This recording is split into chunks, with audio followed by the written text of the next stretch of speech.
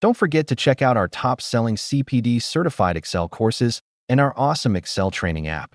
Our innovative Excel training app allows you to take our Excel courses inside your Excel application itself, giving you a truly immersive learning experience. Hello. In this video, we will learn about the count function and other related functions in Excel. The count function counts the number of cells in a range that contains numbers. So for example, if I do a count function over here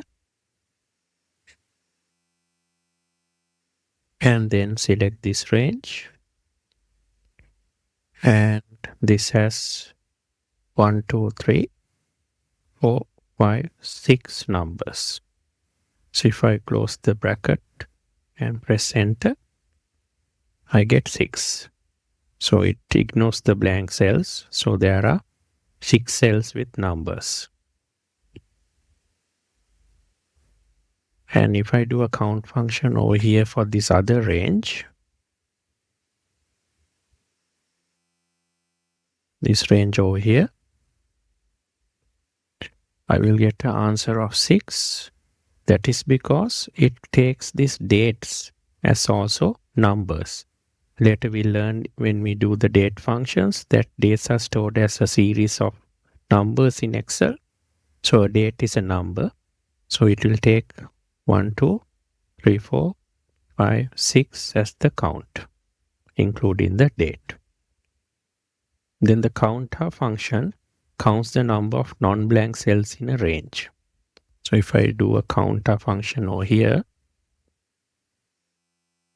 select counter, and then I have to give the range, and I can press enter. So I get 8 as the answer. That is because 1, 2, 3, 4, 5, 6, 7, 8. 8 cells have data. So it can be error messages, dates, numbers, letters, all that. And 1 cell is blank basically. So we get an answer of 8 because out of these 9 cells in this range, 1 cell is blank. So it will only count non-blank cells. So we got a number 8 for counter function in this range. Then there's another function called count blank. So it simply counts the number of cells that are blank or empty. So if I do a count blank here, in this range, I get an answer of 5. So that is because there's 1, 2, 3, 4, and 5 cells that are blank. So all the others have letters, text, numbers, and error messages.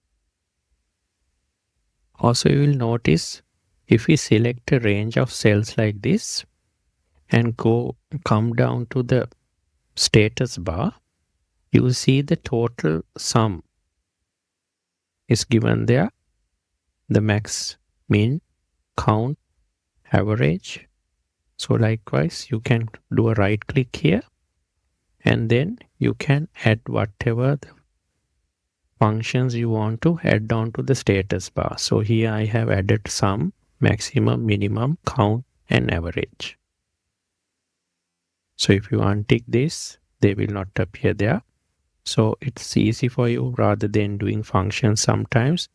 Just by selecting a range of cells, you can quickly come to the status bar. If you just want to check the sum or average or something like that, you can always come to the status bar like this and check what are the values over here.